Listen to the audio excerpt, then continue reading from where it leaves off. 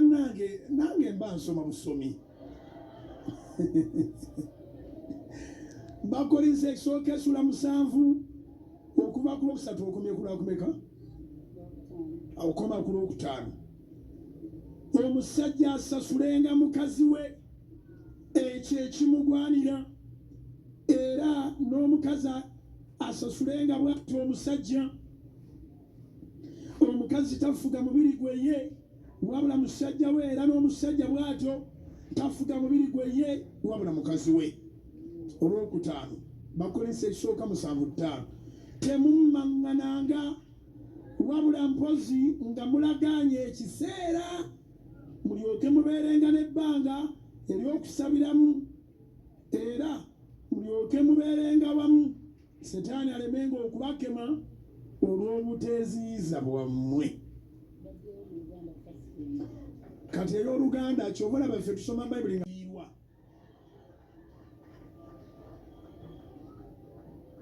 jo yansiibuludde n'engwe eddalu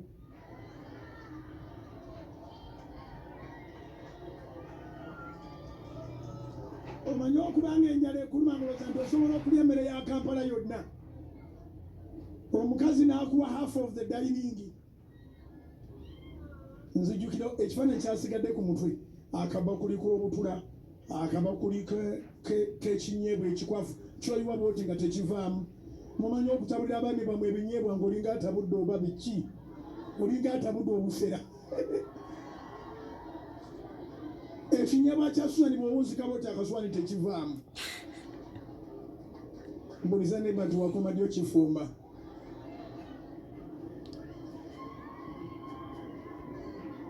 akasuwani akalala akaliko balugu emmere enkalu akalala akaliko muwogo ne tutandika feezi 2 y'essowaani omuli ovakedo omwabadde akacumbaali simanyi bali bakacumbaali oge nalidde mwasiibye njogera empola naye ate ekyo kyekisiibo kyennyini nga tukunyumiza naye ngoga nenkyasiiba twomira amalusu bwomira amalusu kati ojja kuba osiibulukuse akagiraasa akalimu juice obulungi kano akacungwa natunulidde dining nga nkiinako half kati mbulire oba osobola okunsanga nga nkyamye ewalala okufuna byendya mu ssaawa z'okusibulukuka odduka nga bwolwaba ogwofiirwa.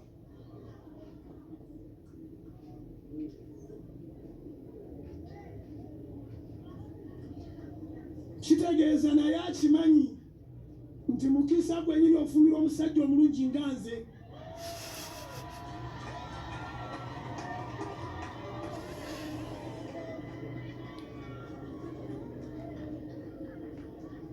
But anyway, amaka agatambula gabage bwe gati tewali yayamba munne.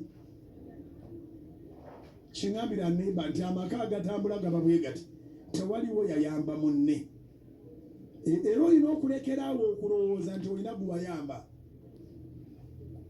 Buli lwolowooza nti olina guwayamba amaka gaba gagenda. Omwana w'omuntu yakolebwa nga akkiriza Katonda yekka nti yamuyamba. Gwe bw'ogenda maaso n'okweraga nti gw'oyamba ng'agamba kankuviira enfe. Mwebase naye wonoozuukukira ojja kitegeera. Samwiri ekisooka essula ya 17 olw'ataano okutuuka ku lw'ataano era Sawulo bwe yalaba Dawudi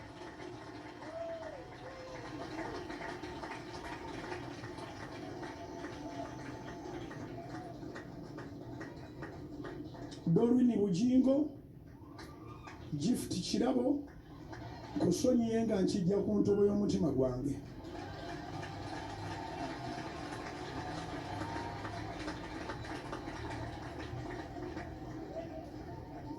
Winnie Treasure Bujingo kusonyiye nga nkijja ku ntobo y'omutima gwange.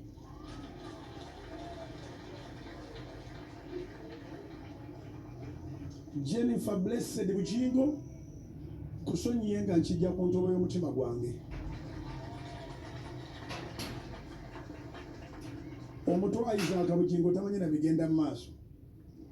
Era nsaba Mukama ansaasire bulijjo nsaba omukisa nga ngusabira Isaac Bujingo every day without fail.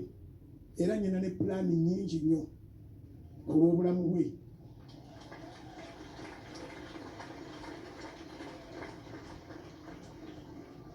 Newe emirembe mu mutima gwange simulinako access for the last 5 years. Naye yensonga lwaki buli lunaku muteeka mu mikono gya Mukama kubanga sinze Mukama. Mukama yamulabirira, naye okuva olwaleero nga mmaze okujja omugugu guno ku mutima gwange, abaana bange bonna n'abateekanga mu maaso ga Mukama nga nsaba. Mukama kw'omukisa.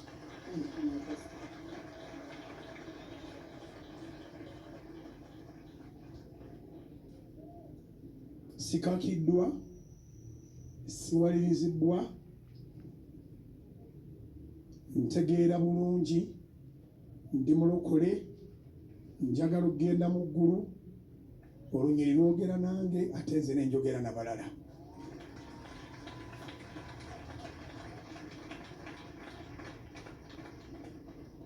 Otusonyiwa ebibi byaffe nga naffe otusonyiwa batukola obubi.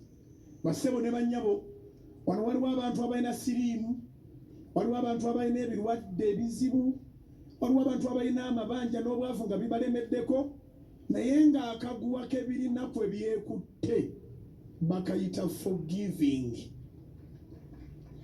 Unforgiveness nga kyekikutte. Badde nsaba nga bwe bitali byangu ng'ate bizibu, nange ebadde process. It has taken me so long to heal. That's why I don't want to go into the details of what I'm forgiving. I am forgiving everything. What I saw, what I didn't see, what I heard, what I didn't hear, I have. Nalimu okusonyiwa. Jangu emiriro no maaso. Oba ogakaabiraawo ogakaabiraawo. Wano maaso. Oyagala kusonyiwa naye kizibu gy'oli. Jangu ddaawo maaso.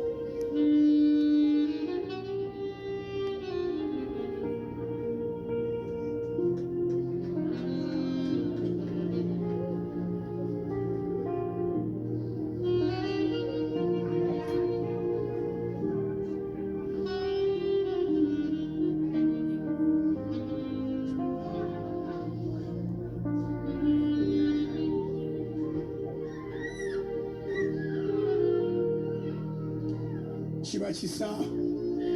Saba ekisa ky'okusonyiwa. Saba ekisa ky'okusonyiwa. Oh, tonight.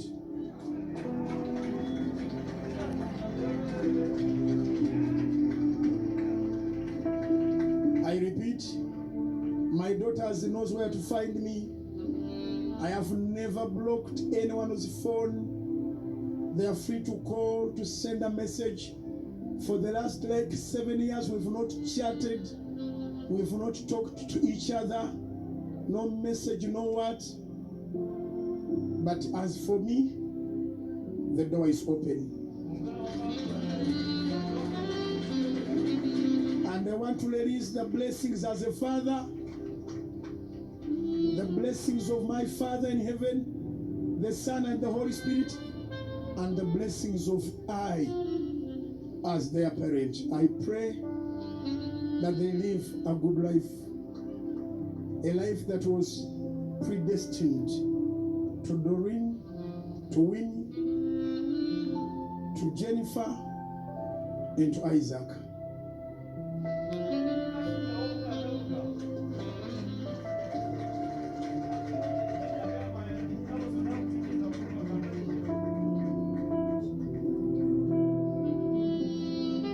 njagala ove wano nga ekintu kikutadde mu ngeri nawe gy'otategedde. Kugambe nabuulira omuntu mu kubatiza n'asonyiwa omwana we amutadde mu kkooti, amufulumya mu nnyumba, omusango gukyaliyo, tamanyi gugwa gutya, nga yeesabira essaala ey'okufa naye ng'amaze kweyambula mwana. Yamugamba mu blessing ebisigale tuwe Katonda. Mukama n'aŋŋamba ate ggwe. You know when you are pointing like this, the rest of the fingers are pointing at you.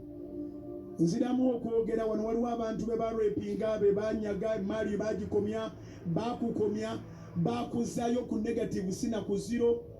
Ekisiibo kino okubeera very effective come Monday, the next 7 days. Na buli kituzitoweredde kituveeko, amabanja gaveewo, endwadde ziwone, tuveewo twalemedde. Let go. Sonyiwa.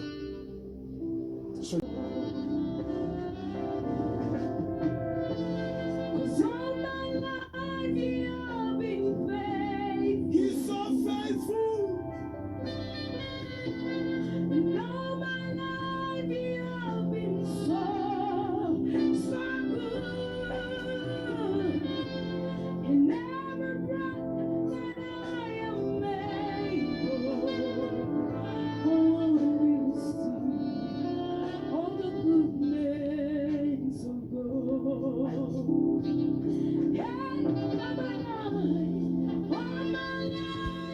Twala kitiibwa kyonna, sitwala ttendo lyonna.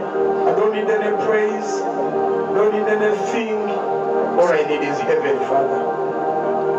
My goal is heaven. Father, you know, in 1992, when I gave my life unto you, I didn't want material things.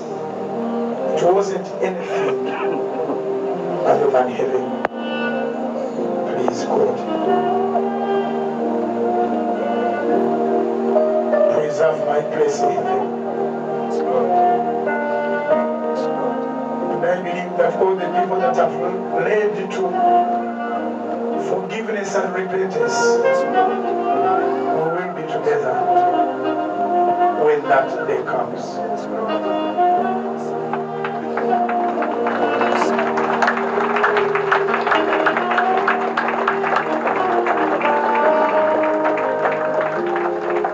Nkwegayiridde Mukama wange Taata, abaana bange abo gye bali buli ekibadde kyesibye kibasumululire, batambulire mu bulamu obweyagaza.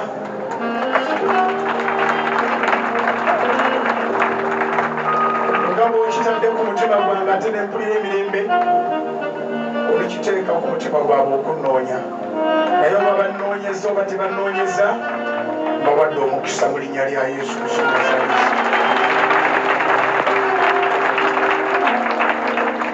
Webale Taata, webale Yesu.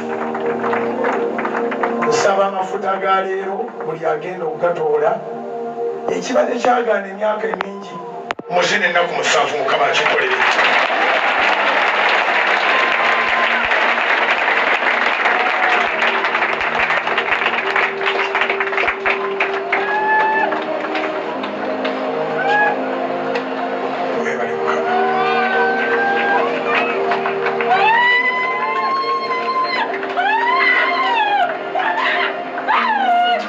Emikono gy'owaggulu